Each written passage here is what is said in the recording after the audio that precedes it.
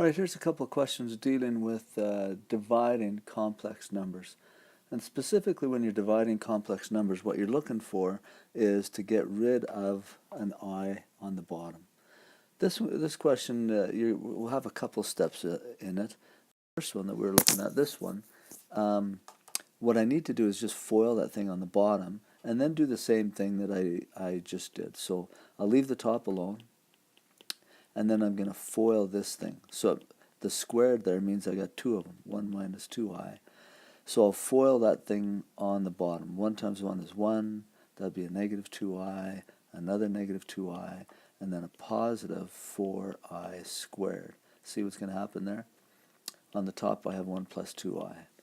And then on the top I have 1 plus 2i. On the bottom I'm going to have 1 minus 4i plus 4, and I squared is negative 1. So 1 plus 2i all over 1 minus 4i. This will be a minus 4 now. I can collect these two like terms. So it's 1 plus 2i all over negative 3 minus 4i. So I've simplified this squared thing, but now I've still got an I on the bottom. So now I have to do the same thing as I did on the last question. I won't do it all, but just sort of set it up. Whoops, that's supposed to be minus 4i. So I'm going to take it, I'll multiply top and bottom by the conjugate of the denominator. So it'll be minus 3 plus 4i. I'll do that on the bottom. I got to do that, have to do that on the top too. Okay, so it's more FOIL time. Okay, hopefully that helps you with those questions. This question here, probably just one step. The trick to get rid of an I on the bottom is to multiply both top and bottom by the conjugate of this denominator. And the conjugate, you always switch the middle term, or the middle sign. You don't switch the one at the front. So you won't change the 5 to a minus 5. Okay, so I'm going to multiply the bottom by 5 plus 3i, and I have to do the same thing on the top. And then it's a FOIL game. FOIL things out and see what you come up with. So that doesn't immediately cancel an I. You got to sort of figure out what's going to happen on the bottom. But you just FOIL things out and see what you come up with. So on the top I'm going to get 7 times 5 is 35.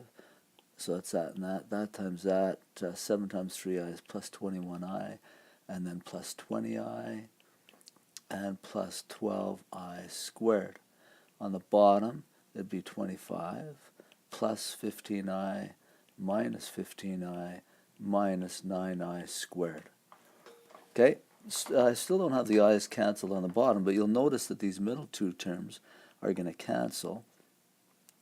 So then on the top I'll have 35 plus 20, is that 22?